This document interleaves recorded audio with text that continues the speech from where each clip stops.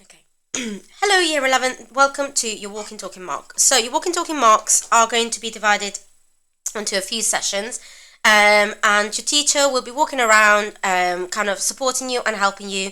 But you also get the opportunity to actually write answers down as we do that. So for today's Walking Talking Mark, we are going to be focusing on questions 1, 2, and maybe, depends how long it takes, question also 3.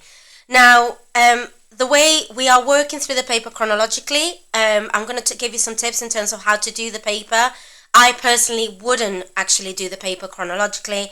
I would always start with question 5, and actually there are loads of videos online and loads of other teachers and loads of other centres that give that kind of advice. Now, today in front of you, you should have an AQA English Language Paper 1 cheat sheet.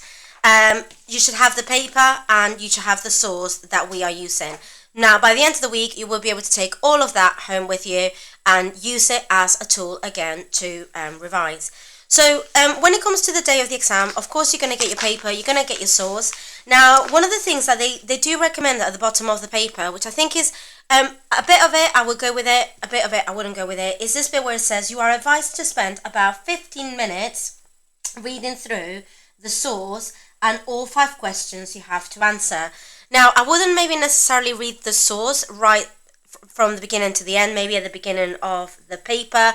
Depends on what my timing is like. I will for today for the Walking Talking Mark, but I would definitely read through all of the questions and find the lines that I need to use for the different questions. So I'm going to start with that actually straight away. So make sure that you've written your name on the paper so that you've got it and it's yours. So I will start. Now, if I go a bit too fast, I'm really sorry. I am thinking about timings and the timings of the exam. So the first thing that I do is I open it to question 1.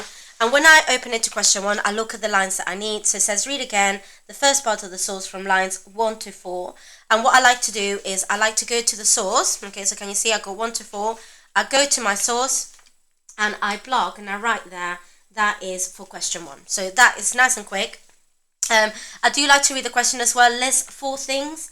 I've done this loads of times about Rosie in this part of the source. So I'm starting to highlight the focus of the question.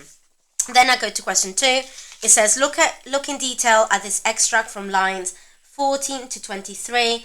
Now, I don't necessarily have to mark it on the paper, but sometimes I like to do that because I find that if I've done question 2 before, of course, question 3, then, actually I might change my highlighter, that's not very bright. If I've done question 2 before question 3, and question 2 is the middle of the source, it gives you an indication of what is happening in the middle of the source. It says here, I like to read the question, so it says, how does the writer use language? So I know that that's a language question, here to describe the garden. Okay, so I'm highlighting things as I go along. So I'm going to go to question 3. Now, question 3, I know that for question 3, it uses the whole of the source. So you need to think about the whole of the source. And this question is about structure. How has the writer structured the text to interest your reader? We know all of this. None of this is news because we know exactly what the questions are asking us to do. Now, the next bit is question 4.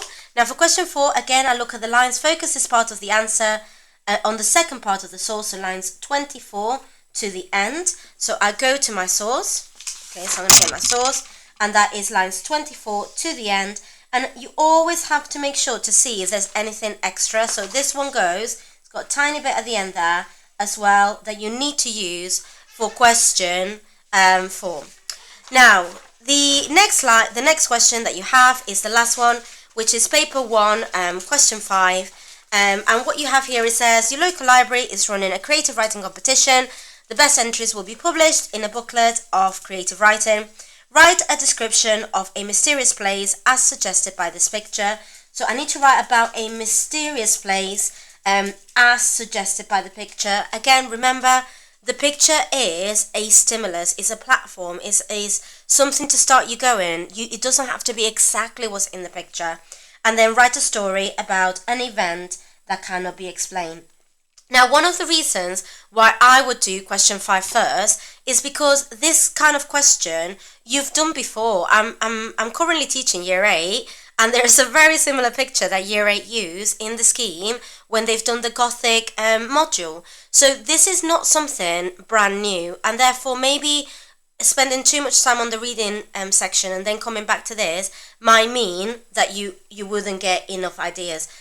So question 5 is what I would usually do first, and then I would go to question 1, question 2, 4 and 3 in general.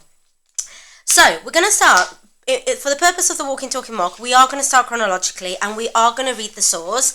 So if we turn to the front, we're going to turn to question 1, and I am going to read the whole source before I actually answer question 1. So when reading the whole source, it is good to actually read the beginning of the source. This gives you maybe a bit of a background in terms of what is happening. It might give you an indication actually to the genre that you might even be